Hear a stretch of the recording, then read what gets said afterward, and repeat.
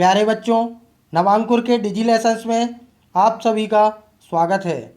आज हम कक्षा 5 गणित विषय के पहले पाठ मछली उछली को समझेंगे। तो आइए बच्चों, शुरू करते हैं। गहरे समुद्र में देखो प्यारी सी रंगीन मछलियाँ तैरती शांति से। 3 पंक्तियों में कही जाने वाली इस तरह की कविताओं को हाइकू कहते हैं। हाइकू कविता प्रकृति के बारे में होती हैं।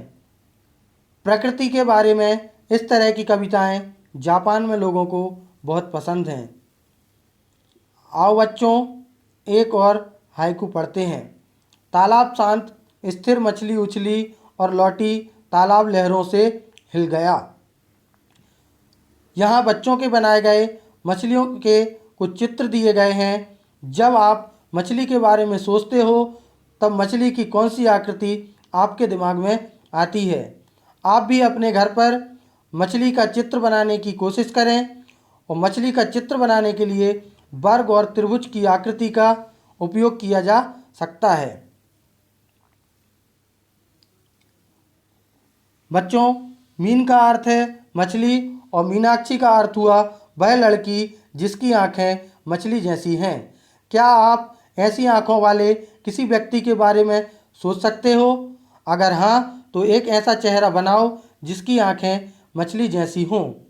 मछली अलग अलग आकार की हो सकती हैं। सबसे छोटी मछली लगभग 1 सेंटीमीटर लंबी होती है। सबसे बड़ी मछली व्हेल शार्क है, लेकिन आप चित्र में जो देख रहे हैं यह व्हेल नहीं है बल्कि एक बहुत बड़ी मछली है। व्हेल मछलियों से अलग होती हैं। व्हेल हमारी ही तरह नाक से सांस लेती है, लेकिन मछलियों की नाक नहीं होती और वे पानी लेती हैं, हवा नहीं। व्हेल बच्चों को जन्म देती हैं, लेकिन हम जानते हैं कि मछली अंडे देती हैं। व्हेल शार्क देखने में बड़ी और ख़तरनाक दिखाई देती हैं, पर वे किसी को नुकसान नहीं पहुंचाती और ना ही वे मनुष्य पर हमला करती हैं। एक व्हेल शार्क 18 मीटर लंबी है। जरा सोचो यह कितनी लंबी होगी।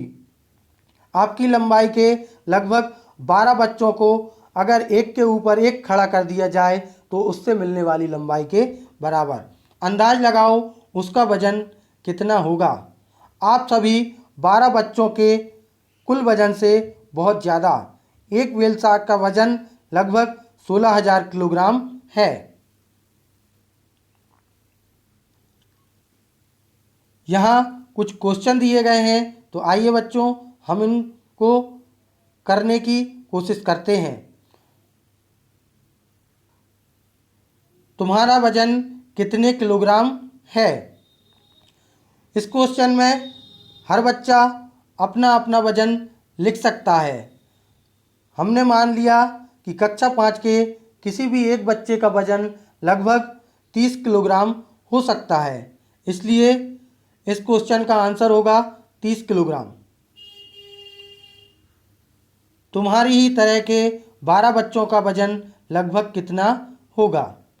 चूँकि एक बच्चे का वजन जो कि हमने 30 किलोग्राम माना है और 12 बच्चों का वजन अगर हमें पता करना है तो हम एक बच्चे के वजन में 12 का गुणा करेंगे जो कि कुल बच्चों की संख्या है, तो हमें 12 बच्चों का वजन पता चल जाएगा। तो आइए हम 30 में 12 का गुणा करते हैं।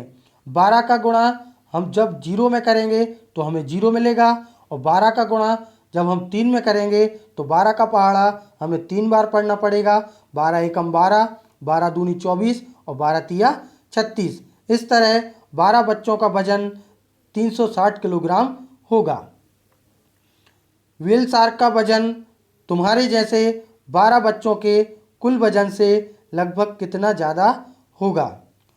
व्हेल शार्क का वजन जैसा कि अभी हमने पढ़ा है 16,000 किलोग्राम है और 12 बच्चों का वजन जो कि हमने पता किया है 360 किलोग्राम है। अगर हम व्हेल शार्क के वजन में से 12 बच्चों के वजन को घटाते हैं तो हमें पता चल जाएगा कि व्हेल शार्क का वजन 12 बच्चों के वजन से कितना ज़्यादा होगा। तो आइए अब हम 16,000 में से 360 को घटाते हैं। इसमें घटाने के लिए हमें इकाई में से इकाई को, दहाई में से दहाई को, सैकड़े में से सैकड़े को और आगे भी इसी तरह घटाना होगा। तो जब हम जीरो में से जीरो को घटाएंगे तो हमें जीरो मिलेगा, इसलिए हमने जीरो लिख दिया। अब दहाई के अंक पे भी जीरो है और हमें जीरो में से छः को घटाना है, लेकिन हमें पता है कि जीरो में से छः घटेगा नहीं, इसलिए हमें पास वाले अंक से उधार लेना पड़ेगा। लेकिन पास वाला अंक भी जीरो है, इसलिए हमें उसके बाद वाले अंक से उधार लेना पड़ेगा। तो जब हम 6 में से जीरो को उधार देंगे तो वहाँ 10 हो जाएगा और उस 10 में से जब हम बगल वाले जीरो को 1 उधार देंगे तो वहाँ 10 हो जाएगा। अब 10 में से जब हम 6 को घटाएंगे तो हमें 4 मिलेगा, इसलिए हमने 4 लिख दिया। बगल में 10 था लेकिन हमने एक उधार ले लिया था, इसलिए वहाँ पे एक कम हो जाएगा और वहाँ अब 9 बचेगा। और 9 में से जब हम 3 को घटाएंगे तो 9 में से 3 को घटाने पर हमें 6 मिलेगा, इसलिए हमने 6 लिख दिया। 6 में से हमने एक उधार ले लिया था, इसलिए वहाँ पर अब 5 बचेगा और 5 में से कोई अंक नहीं घटना है, इसलिए 5 का 5 लिखेंगे और 1 में से भी कोई अंक नहीं घटना है, इसलिए 1 का 1 लिखेंगे। इस तरह व्हेल शार्क का वजन 12 बच्चों के वजन से 15,640 किलोग्राम ज़्यादा होगा। कुछ नावों में मोटर लगी होती है और वे समुद्र में बहुत दूर तक चली जाती हैं। समुद्र में दूर जाकर उन्हें ज़्यादा मछलियाँ मिल जाती हैं। मोटर लगी नावें लगभग 20 किलोमीटर प्रति घंटे तक की चाल से चलती हैं। 20 किलोमीटर प्रति घंटे तक की चाल से मतलब मोटर बोट 1 घंटे में 20 किलोमीटर दूर तक जा सकती है। इन क्वेश्चन को हल करने से पहले मैं आपको बताना चाहूँगा कि जब भी हमें चाल दी रहेगी तो वो किलोमीटर प्रति घंटे में होगी, समय हमेशा घंटे में दिया रहेगा और दूरी किलोमीटर में दी रहेगी। आइए पहले क्वेश्चन को करते हैं। मोटर बोट 3.5 घंटे में कितनी दूर तक जाएगी?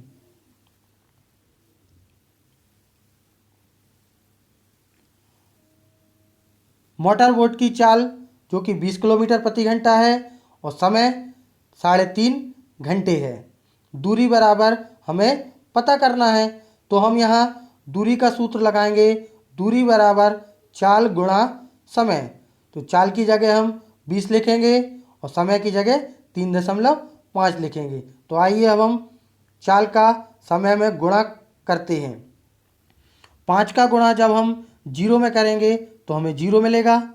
5 का गुणा जब हम 2 में करेंगे तो 5 एकम 5 और 5 दूनी 10 मिलेगा, इसलिए हमने 10 लिख दिया। अब 3 का गुणा करने से पहले क्योंकि हम इकाई के अंक का गुणा कर चुके हैं, इसलिए इकाई के अंक पे हमने गुणा का निशान लगा दिया। अब हम दहाई के अंक का गुणा करते हैं। 3 का गुणा जब हम 0 में करेंगे तो हमें 0 मिलेगा और 3 का गुणा जब हम 2 में करेंगे तो 3 एकम 3 और 3 दूनी 6 मिलेगा। इस तरह अब हम 100 में 600 को जोड़ते हैं। 0 में जब हम 0 को जोड़ेंगे तो हमें 0 मिलेगा।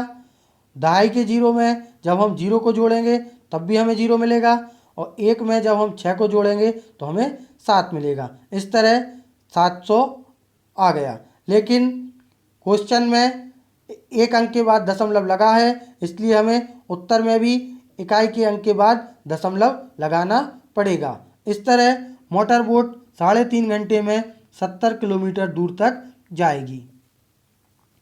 अगला क्वेश्चन है 85 किलोमीटर जाने में उन्हें कितना समय लगेगा?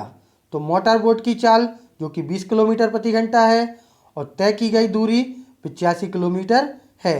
समय हमें पता करना है, तो समय का सूत्र होता है दूरी बटे चाल। दूरी की जगह हम 85 लिखेंगे और चाल की जगह 20 लिखेंगे। इस तरह 85 बटे 20 का मतलब है कि 85 में हमें 20 का भाग देना है। तो आइए हम 20 का भाग 85 में देते हैं।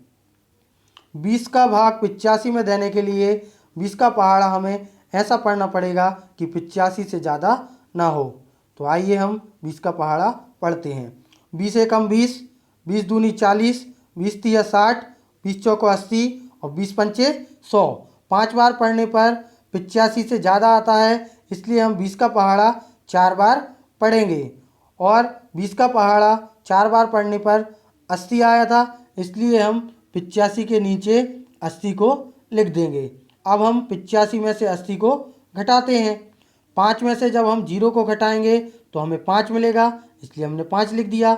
8 में से जब हम 8 को घटाएंगे तो हमें 0 मिलेगा, इसलिए हमने 0 लिख दिया।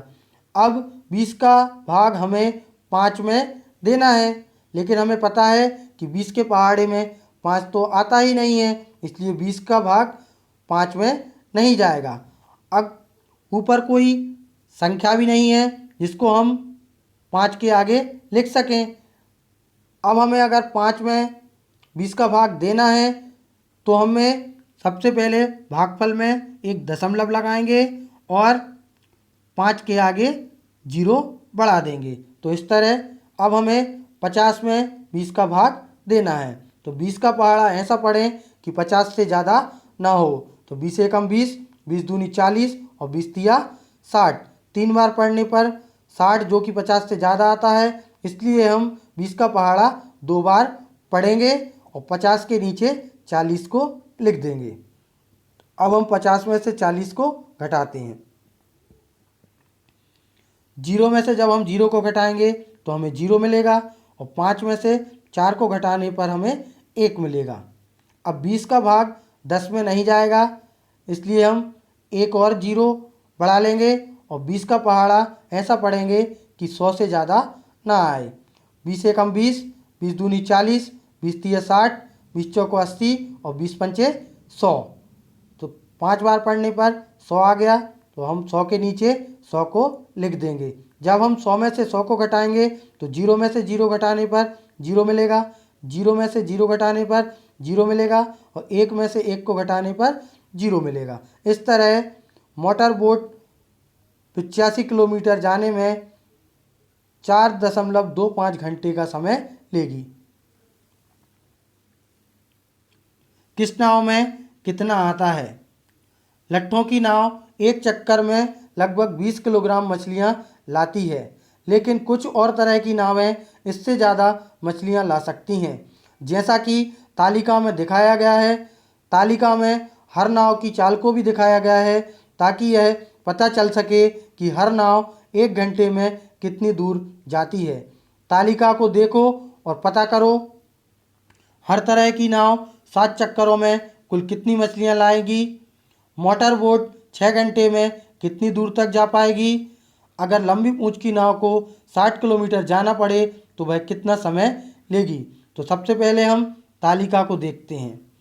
तालिका में पहले कॉलम में नाव का प्रकार दिया है, मतलब नाव के नाम दिए हैं। दूसरी कॉलम में एक चक्कर में मछली कितनी पकड़ी जाती हैं उनकी संख्या किलोग्राम में दी है। और तीसरे कॉलम में नाव की चाल जो कि 1 घंटे में मोटर बोट द्वारा तय की गई दूरी है। लट्ठे की नाव 20 किलोग्राम मछलियां पकड़ती है 1 घंटे 1 चक्कर में और उसकी चाल 4 किलोमीटर प्रति घंटा है।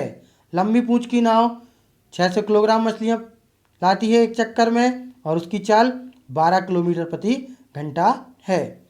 मोटर बोट 1 चक्कर में 800 किलोग्राम मछलियाँ लाती है और उसकी चाल 20 किलोमीटर प्रति घंटा है। मशीनी नाव 1 चक्कर में 6000 किलोग्राम मछलियाँ लाती है और उसकी चाल 22 किलोमीटर प्रति घंटा है। तो आइए अब हम पहला क्वेश्चन करते हैं। हर तरह की नाव 7 चक्करों में कुल कितनी मछलियाँ लाएगी। तो यहाँ हमें 1 चक्कर का दिया है और 7 चक्कर का निकालना है। जब भी हमें 1 का देके ज़्यादा का पूछते हैं तो ऐसे सवालों में हम गुणा करते हैं। तो आइए अब हम पहले क्वेश्चन को करते हैं। लट्ठे की नाव 1 चक्कर में 20 किलोग्राम मछली लाती है, तो 7 चक्कर में मछली लाएगी बराबर 20 का 7 में गुणा करेंगे।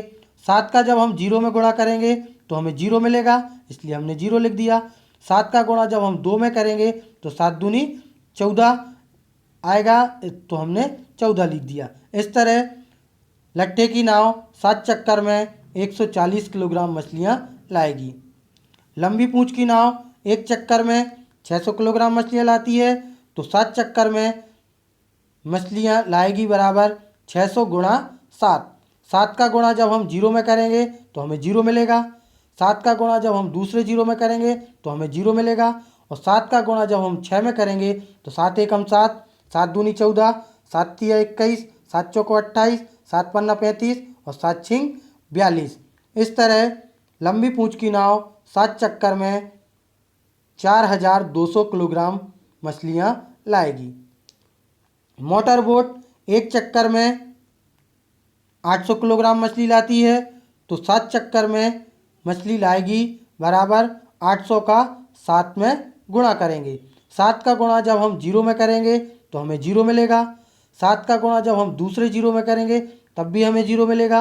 और 7 का गुणा जब हम 8 में करेंगे तो 7 का पहाड़ा 8 बार पढ़ेंगे।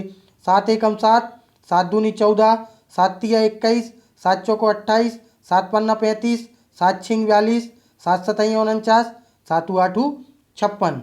इस तरह मोटर बोट एक चक्कर में 5600 किलोग्राम मछलियाँ लाएगी। मशीनी नाव एक चक्कर में 6000 किलोग्राम मछली लाती है, तो 7 चक्कर में 6000 का 7 में गुणा करना पड़ेगा। 7 का गुणा जब हम 0 में करेंगे तो हमें 0 मिलेगा। 7 का गुणा जब हम 2.5 के 0 में करेंगे तब भी हमें 0 मिलेगा। 7 का गुणा जब हम सैकड़े के स्थान के 0 में करेंगे तब भी हमें 0 मिलेगा। और 7 का गुणा जब हम 6 में करेंगे तो 7 एकम 7, 7 दूनी 14, 7 तिया 21, 7 चौको 28, 7 पन्ना 35 और 7 छिंग 42। इस तरह मशीनी नाव 7 चक्कर में 42,000 किलोग्राम मछलियाँ लाएगी। अगला क्वेश्चन है, मोटर बोट 6 घंटे में कितनी दूर तक जाएगी। तो जैसा कि क्वेश्चन में हमें दिया था कि मोटर बोट 1 घंटे में 20 किलोमीटर दूरी तय करती है, तो 6 घंटे में दूरी तय करेगी बराबर 6 का गुणा 20 में करेंगे। 6 का गुणा जब हम 0 में करेंगे तो 0 आएगा, और 6 का गुणा जब हम 2 में करेंगे तो 6 दूनी 12 आएगा। इस तरह मोटर बोट 6 घंटे में 120 किलोमीटर दूर तक जाएगी। अगला क्वेश्चन है, अगर लंबी पूँछ की नाव को 60 किलोमीटर जाना पड़े तो वह कितना समय लेगी। लंबी पूँछ की नाव की चाल 12 किलोमीटर प्रति घंटा है, मतलब लंबी पूँछ की नाव 1 घंटे में 12 किलोमीटर दूरी तय करती है।